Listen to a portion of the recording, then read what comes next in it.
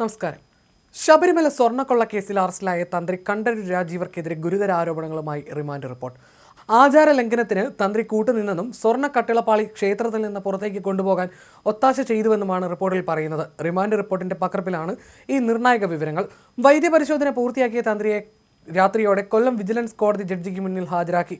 തന്ത്രിയുടെ അഭിഭാഷകൻ advocate CD Anil ജാമ്യാപേക്ഷ സമർപ്പിക്കും. താന്ത്രിക വിധികൾ പാലിക്കാതെയും ദേവന്റെ അനുജ്ഞ വാങ്ങാതെയുമാണ് പാളികൾ കൈമാറിയതെന്ന ഗുരുതരമായ ആരോപണവും റിപ്പോർട്ടിലുണ്ട്.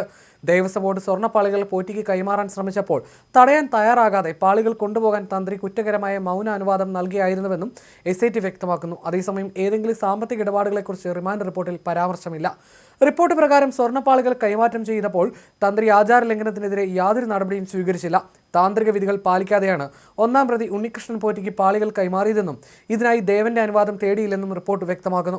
ദേവസ്വം ബോർഡ് പാളികൾ പോറ്റിക്ക് കൈമാറുമ്പോൾ തന്ത്രി അത് തടഞ്ഞില്ലെന്നും പാളികൾ കൊണ്ടുപോകുന്നതിന് കുറ്റകരമായ മൗന അനുവാദം നൽകിയെന്നുമാണ് റിപ്പോർട്ടിൽ വിശദീകരിക്കുന്നത്.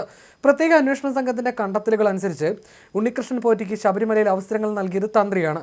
മുൻ തിരുവിതാംകൂർ ദേവസ്വം പ്രസിഡന്റ് A. പത്മകുമാറിന്റെ മൊഴിയും തന്ത്രിക്കെതിരെ നിർണായകമായി. പോറ്റിയെ വളർത്തിയതും ശബരിമലയിൽ കൊണ്ടുവന്നതും തന്ത്രിയാണെന്നും സ്വർണ്ണക്കൊള്ളയിൽ പങ്കെടുത്ത ദൈവതുല്യനായ വ്യക്തി തന്ത്രിയാണെന്നും പത്മകുമാർ മൊഴി നൽകിയിരുന്നു. നേരത്തെ സ്വർണ്ണപ്പാളി പുറത്തേക്ക് കൊണ്ടുപോകാൻ താൻ അനുമതി നൽകിയിട്ടില്ല എന്നായിരുന്നു കണ്ഠരര് രാജീവരിന്റെ ആദ്യ മൊഴി. എന്നാൽ മഹസർ റിപ്പോർട്ടിലും കണ്ടെടുത്ത രേഖകളിലും തന്ത്രിയും ഒപ്പിട്ടിട്ടുണ്ടെന്ന് SIT തെളിവുകൾ സഹിതം കണ്ടെത്തി.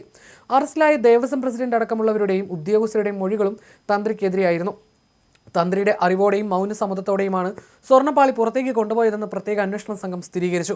ഉണ്ണികൃഷ്ണൻ പോറ്റി, മുൻ ദേവസ്വം പ്രസിഡന്റ് A. പത്മകുമാർ, മുൻ Devaswom commissioner N. Vasu, Devaswom board മുൻ അഡ്മിനിസ്ട്രേറ്റീവ് ഓഫീസർ മുരാരി ബാബു, മുൻ executive officer D. Sudheesh Kumar, Smart Creation CEO Pankaj Bhandari, ബെല്ലാരിയിലെ ജുവലറി ഉടമ ഗോവർദ്ധൻ, മുൻ അഡ്മിനിസ്ട്രേറ്റീവ് ഓഫീസർ ശ്രീകുമാർ, മുൻ ദേവസ്വം ബോർഡ് അംഗം N. വിജയകുമാർ എന്നിവരാണ് കേസിൽ ഇതുവരെ അറസ്റ്റിലായ മറ്റ് പ്രമുഖർ. അതേസമയം സ്വർണ്ണക്കൊള്ള കേസിൽ വെള്ളിയാഴ്ച എൻഫോഴ്സ്മെന്റ് ഡയറക്ടറേറ്റും കേസ് എടുത്തിട്ടുണ്ട്. SIT അന്വേഷിക്കുന്ന കേസിലെ പ്രതികൾ തന്നെയാണ് EDയുടെ പ്രതിപട്ടികയിലുമുള്ളത്. വൈദ്യപരിശോധനയ്ക്ക് എത്തിച്ചപ്പോൾ അറസ്റ്റിൽ തന്ത്രി രാജീവരും മാധ്യമങ്ങളോട് പ്രതികരിച്ചിരുന്നു.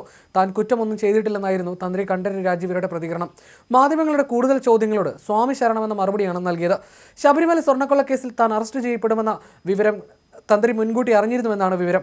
ഹൈക്കോടതിയിൽ SIT നടത്തിയ വെളിപ്പെടുത്തലാണ് തന്ത്രി ജാഗ്രതയിലാക്കിയത്. എന്നാൽ തന്ത്രി രക്ഷപ്പെടാനുള്ള വഴി തേടുമെന്ന് മനസ്സിലാക്കിയ SIT നീക്കങ്ങൾ വൈകിപ്പിക്കുകയും അറസ്റ്റ് ചെയ്യപ്പെടില്ലെന്ന് തെറ്റിദ്ധരിപ്പിച്ച് മുൻകൂർ ജാമ്യം നേടുന്നത് തടയുകയുമായിരുന്നു. ഒടുവിൽ ചോദ്യം ചെയ്യാൻ വിളിപ്പിച്ച ശേഷം നിർണായക അറസ്റ്റും രേഖപ്പെടുത്തുകയായിരുന്നു. ഊഹാപോഹങ്ങളുടെ അടിസ്ഥാനത്തിലോ മൊഴികളുടെ അടിസ്ഥാനത്തിലോ അല്ല തന്ത്രിയെ അറസ്റ്റ് ചെയ്തതെന്നാണ് SITയിൽ നിന്ന് ലഭിക്കുന്ന വിവരം. തന്ത്രിയുടെ പങ്ക് കണ്ടെത്താൻ ഗവേഷണം തന്നെ നടത്തിയെന്നും അവർ പറയുന്നു. തന്ത്രിക്കെതിരെ തെളിവുകൾ ഉണ്ടായിരുന്നെങ്കിലും അദ്ദേഹത്തെ നിയമപരമായി കേസിൽ ഉൾപ്പെടുത്താൻ സാധിക്കുമോ എന്ന ചോദ്യം പ്രസക്തമായിരുന്നു. എന്നാൽ തന്ത്രിക്ക് സർക്കാർ ശമ്പളം നൽകുന്നതിനാൽ അദ്ദേഹം അഴിമതി നിരോധന നിയമത്തിന്റെ പരിധിയിൽ വരുമെന്ന് കണ്ടെത്തി. ഈ അടുത്ത് ഹൈക്കോടതി കേസ് പരിഗണിച്ചപ്പോൾ തന്ത്രിയിലേക്ക് അന്വേഷണം നീങ്ങുമെന്ന് SIT പറഞ്ഞിരുന്നു. ഇതോടെയാണ് തന്ത്രി താൻ അറസ്റ്റ് ചെയ്യപ്പെടുമെന്ന് മനസ്സിലാക്കിയത്. ഇദ്ദേഹം അഭിഭാഷകരെ ബന്ധപ്പെടാൻ ശ്രമിക്കുകയും ചെയ്തിരുന്നു. എന്നാൽ അന്വേഷണ സംഘം ചാടിക്കയറി അറസ്റ്റിലേക്ക് നീങ്ങിയില്ല. പകരം മന്ത്രിയെ പഴുതടച്ച് അറസ്റ്റ് ചെയ്യാനായി വീണ്ടും അന്വേഷണത്തിലെ കണ്ടെത്തലുകൾ വിശദമായി പരിശോധിച്ചു. സാക്ഷിയാക്കാനെന്നോണം SIT നിരന്തരം തന്ത്രിയെ ബന്ധപ്പെടുകയും ചെയ്തു. മുൻകൂർ ജാമ്യാപേക്ഷ സമർപ്പിക്കുന്നതിൽ നിന്ന് തന്ത്രിയെ തടയുകയായിരുന്നു ലക്ഷ്യം.